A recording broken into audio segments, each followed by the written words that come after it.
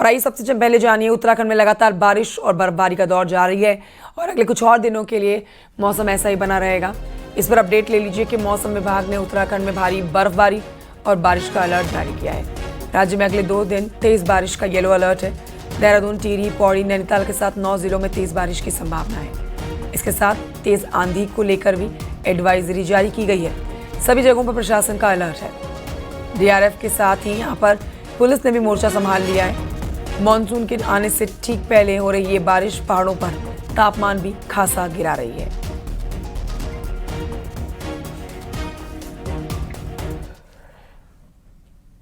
उधर पहाड़ों में आज भी बारिश और बर्फबारी के आसार बने हुए हैं। गुरुवार यानी कि आज के दिन सुबह से ही हेमकुंड साहिब में बर्फबारी भी हो रही है, लेकिन इसके बावजूद भी श्रद्धालुओं का जोश कहीं से भी कम नहीं हो रहा है। बुधवार यानी कि कल 8,000 श्रद्धालु पहुंचे हैं दर्शन करने के लिए। हजारों श्रद्धालु यहां पर पहुंचे हैं दर्शन करने के लिए। 7,000 से ज्यादा श्रद्धालु गोविंद घाट से हेमकुंड साहिब के लिए रवाना हुए।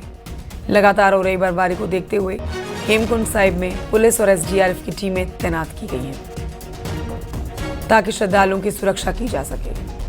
बीते रविवार से हेमकुंड साहिब से लगातार बर्फबारी की खबरें सामने आ रही हैं। हर दिन आधा फीट से ज्यादा बर्फ गिर रही है। अटलाकुड़ी से हेमकुंड साहिब पैदल मार्ग पर बर्फ जमने के कारण यात्रियों को काफी कठिनाइयों का सामना करना पड़ रहा है।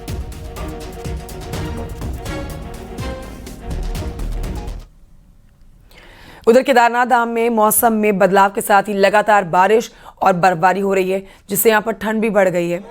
केदारनाथ में जो तस्वीरें सामने आई हैं उसमें साफ देखा जा सकता है कि बर्फबारी के बीच में केदारनाथ में दर्शन के लिए श्रद्धालुओं की खासी भीड़ है। फिलहाल इस समय धाम में 20 से 25,000 श्रद्धालु दर्शन के लिए पहुंच रहे हैं।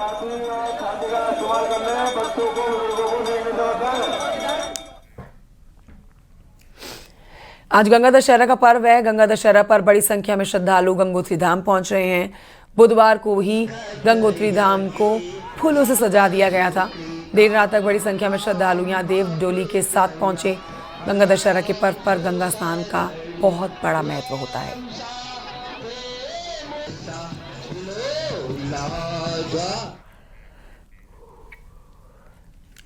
गंगा दशहरा के स्नान पर हरिद्वार में हर की पैड़ी पर श्रद्धालुओं की भारी भीड़ उमड़ी है। पुलिस और प्रशासन की टीम यहां पर व्यापक इंतजाम किए हुए है। मेला क्षेत्र को 11 जोन्स और 27 सेक्टर्स में बांटा गया है। साथ ही हरिद्वार में भारी वाहनों के प्रवेश पर रोक लगा दी गई है।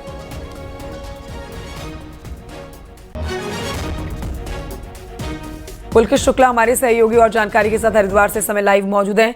पुलकित, गंगा दशहरे के दिन गंगा स्नान का विशेष महत्व है, दान पुण्य का भी विशेष महत्व है। आज ये बहुत ही सुंदर दिन और इस पावन पर्व पर देख रहे हैं कि भारी संख्या में यहाँ पर भक्त पहुंचे हुए हैं, हर की पैड़ी में आस्था की डुबकी लगा रहे हैं।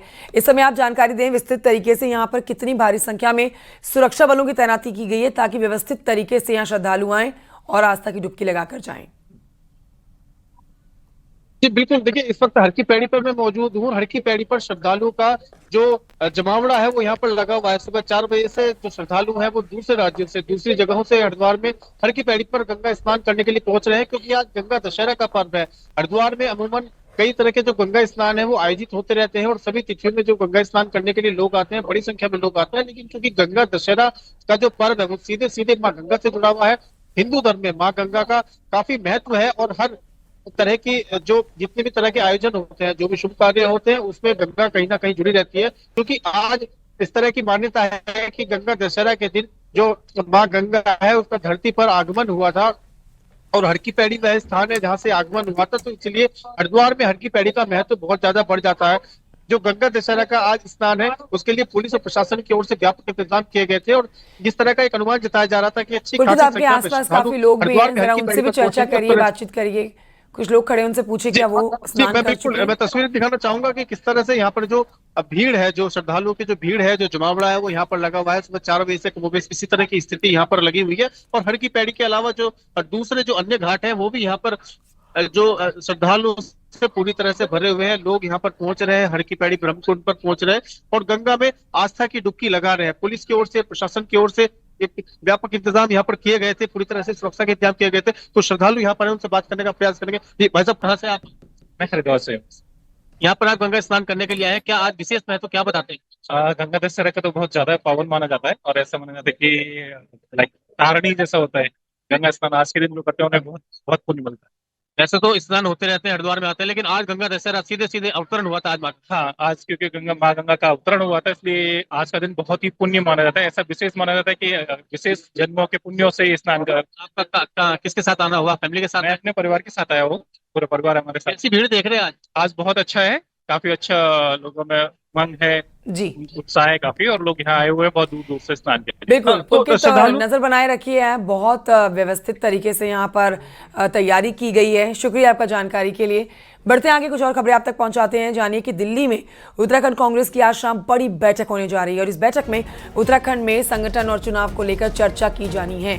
बैठक में कांग्रेस के अध्यक्ष मल्लिकार्जुन खड़गे और कांग्रेस के नेता राहुल गांधी शामिल होने जा रहे हैं। साथ ही उत्तराखंड के सभी बड़े नेता मीटिंग में शामिल होंगे।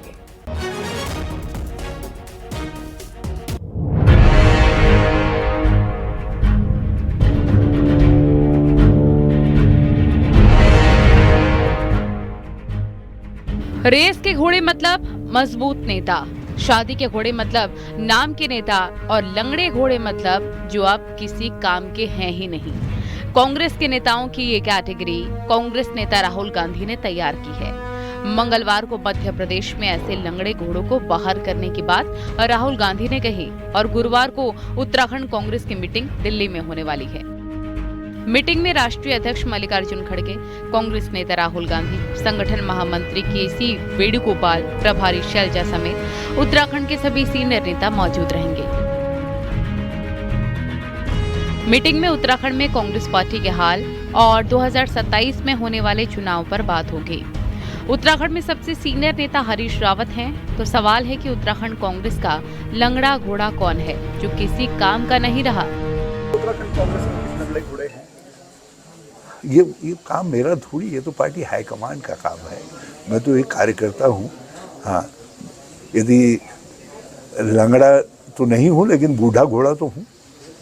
बूढ़े घोड़ों को भी अस्तबल में बांधना पड़ता है, चना वना खिलाना पड़ता है। वहीं लंगड़े घोड़े और राहुल गांधी कल क्या कह सकते हैं, इसकी उम्मीद आपको?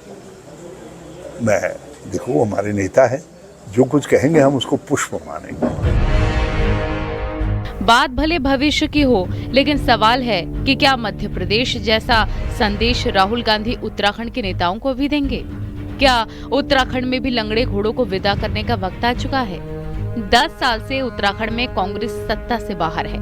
ऐसे में कौन सा घोड़ा रेस दौड़ने के लायक है, कौन सा लंगड़ा हो चुका है, क्या राहुल गांधी साफ साफ बता पाएंगे?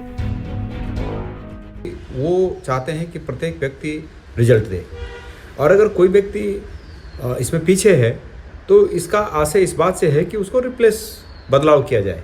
बाकी उसको कोई मतलब किसी उम्र के हिसाब से या किसी इस हिसाब से नहीं किया जाए। जहाँ तक उत्तराखंड की बात है, उत्तराखंड का इस बात से कोई लेना देना नहीं है। उत्तराखंड के संगठन की बैठक की समीक्षा वो कल करेंगे, वो अलग बात है, और मध्य प्रदेश के बारे में कही गई बात अलग है। देखिए, अब इस परिप्रेक्ष्य में मैं कोई बात कहूँ तो कदापि उचित नहीं है। ये राष्ट्रीय नेतृत्व का दायित्व है कि राष्ट्रीय नेतृत्व जो है क्या उत्तराखंड के परिप्रेक्ष्य में सोच रखता है। जो सोच राष्ट्रीय नेतृत्व की होगी, हम कांग्रेस के लोग उसको स्वीकार करते हुए तदनुसार प्रदेश के अंदर कांग्रेस को मजबूत करने का काम करेंगे। उत्तराखंड कांग्रेस में कौन सा घोड़ा काम का है, कौन सा घोड़ा लंगड़ा हो चुका है, ये गुरुवार को दिल्ली में होने वाली मीटिंग में पता चलेगा। पर फिलहाल चर्चा यही है कि उत्तराखंड कांग्रेस में लंगड़ा घोड़ा है कौन। देहरादून से न्यूज़ 18 के लिए दीपांकर भट्ट की रिपोर्ट।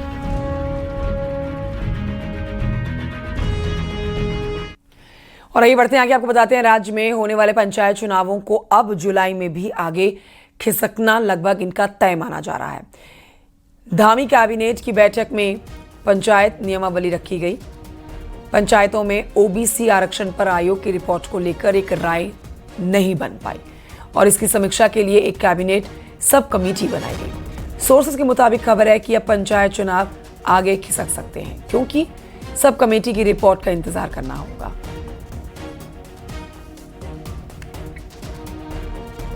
पंचायत चुनाव के लिए हमारी सरकार तैयार है और आज कैबिनेट में यह विषय आया था और उसके लिए एक सब कमेटी बनाई गई है, जिसमें सुबोध भाई रेखारे जो मैं हूँ, और शीघ्र ही वर्मा आयोग के जो फैसला उसका अध्ययन करने के बाद माननीय मुख्यमंत्री जी को उसकी जानकारी देंगे, और उसके बाद जो है चुनाव में हम जाएंगे। और क्योंकि हमारी सरकार ने पूरी तैयारी कर रखी है और कोशिश है कि जल्दी से जल्दी हम चुनाव में जाएं। नहीं कर रही हूं। बद्रीनाथ धाम को लेकर धामी कैबिनेट में एक बड़ा फैसला लिया गया है। बद्रीनाथ धाम में अराइवल प्लाजा पर आइकॉनिक स्ट्रक्चर बनाने को कैबिनेट की मंजूरी मिल गई है। जी हां, बद्रीनाथ में सुदर्शन चक्र की प्रतिकृति बनाने की मंजूरी दी गई। शेष नेत्र कमल की दीवार का यहां निर्माण किया जाएगा। बद्रीनारायण चौक पर भी पेड़ और नदी की कलाकृतियां स्थापित की जाएंगी। सीएम धामी की अध्यक्षता में हुई कैबिनेट की बैठक में यह फैसला लिया गया। धाम में जिस प्रकार की योजनाएं ला रहे हैं, ये विशेष रूप से उन या आने वाले तीर्थ यात्रियों के लिए और उत्तराखंड के लिए एक गौरव की बात है। और प्रदेश सरकार ने अगर इसको कैबिनेट में पास किया है तो मैं पूरी कैबिनेट सहित पुष्कर सिंह धामी जी का बहुत बहुत बद्रीनाथ केदारनाथ मंदिर समिति की ओर से, पूरे उत्तराखंड वासियों की ओर से और पेनखंडा वासियों की ओर से बहुत बहुत बधाई देता हूं। देहरादून से खबर, जहां पर बीते 4 दिनों में 2 बड़े हादसों में 3 लोगों की दर्दनाक मौत हुई और इन मौतों की वजह से तेज हवाओं की वजह से पेड़ का गिरने की जानकारी भी आई, जिसके बाद अब नगर निगम और वन विभाग हरकत में आ गया है। रिपोर्ट देखिए।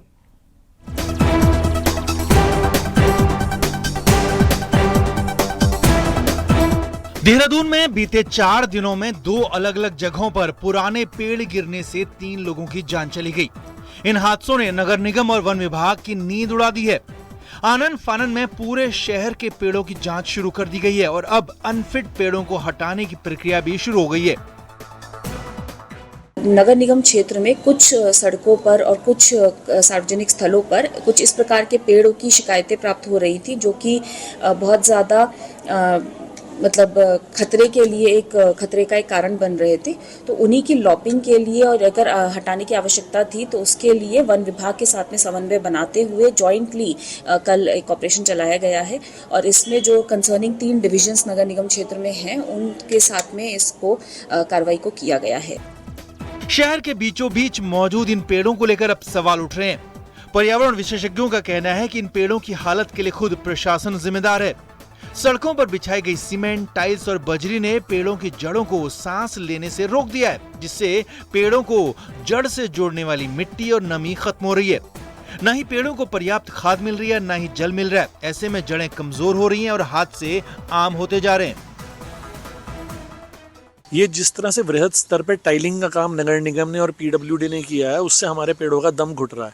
और आप इस तरह से देखोगे टाइलिंग है, कहीं पे रोड्स हैं, मैं आपको पिक्चर शेयर करूंगा कि पूरा जो है दम घोट दिया गया है पेड़ का। पेड़ पे 1 इंच भी बढ़ने की जगह नहीं है। जब वो बढ़ नहीं पाएगा तो अल्टीमेटली वो नीचे से खोखला होना शुरू होता है, उसके बाद वो गिर जाता है।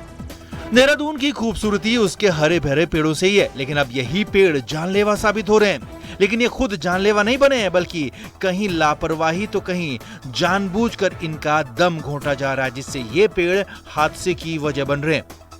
न्यूज़ 18 के लिए देहरादून से सत्येंद्र बर्तवाल की रिपोर्ट।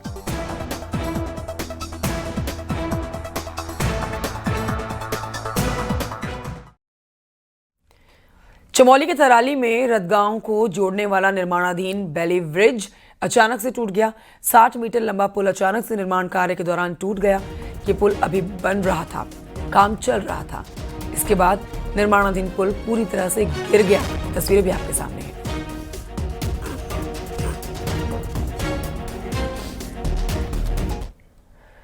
यूपी के सहारनपुर से खबर, जहां के जिले के पूर्व प्रधान के नाबालिग बेटे की मसूरी पुलिस ने नेतागिरी की हेकड़ी निकाल दी है। दरअसल नेताजी की गाड़ी बिना नंबर प्लेट की थी, साथ में हूटर की आवाज और उस पर बड़े अक्षरों में लिखा गया नेताजी। जब पुलिस ने देखा इस गाड़ी को, काली रंग की ये गाड़ी तेज रफ्तार से कैंपटी फॉल की ओर बढ़ रही थी, जिस पर नंबर प्लेट भी नहीं थी। पुलिस ने गाड़ी को रोका। उसमें से एक नाबालिग उतरा, जिसने पहले तो पुलिस पर रौब झाड़ने की कोशिश की, फिर पुलिस ने इसका चालान काटते हुए गाड़ी को भी सीज कर दिया। परिजनों को मौके पर बुलाना पड़ गया और सख्त चेतावनी देके इस शख्स को छोड़ा गया है।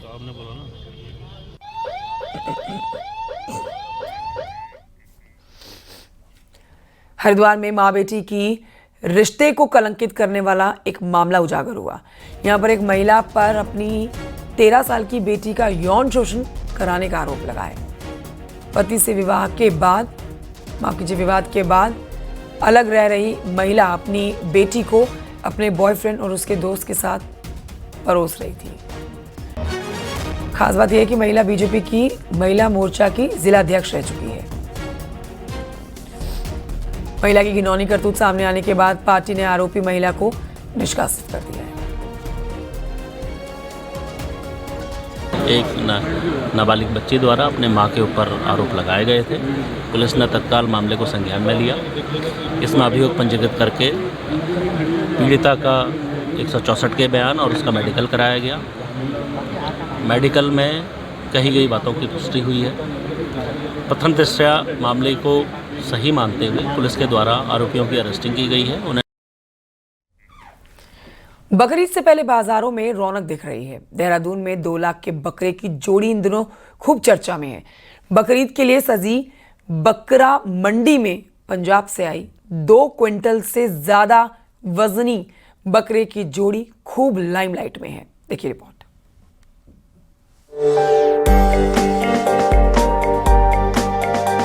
7 जून को बकरीद मनाई जाएगी, लेकिन उससे पहले देहरादून में 60,000 से लेकर 1 लाख तक के बकरे बिक रहे हैं। ऐसे में पंजाब से लाए गए बीटल नस्ल के बकरे की जोड़ी सभी को अपनी ओर खींच रही है, लेकिन इनको खरीदने के लिए जेब भी भारी भरकम ढीली करनी पड़ेगी, क्योंकि 2 क्विंटल से भी ज्यादा वजन के दोनों बकरे 2 लाख से ऊपर के दाम के लिए बिकने के लिए लाए गए हैं। सहारनपुर, मुजफ्फरनगर, राजस्थान और पंजाब से बकरे लेकर लोग यहाँ पहुंचे हैं। और बकरे बहुत बढ़िया बिक रहे हैं। ऐसा नहीं है कि बकरे बहुत ज्यादा महंगा रेट कर रखा है, मुनासिब रेट कर रखा है और बकरा बिक रहा है।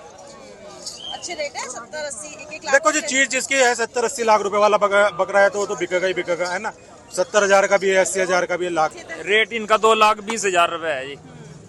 खासियत ये पंजाबी नस्ल के बकरे हैं जी। कितने सालों से पाल रहे थे? यो 2 साल के बकरे हैं जी।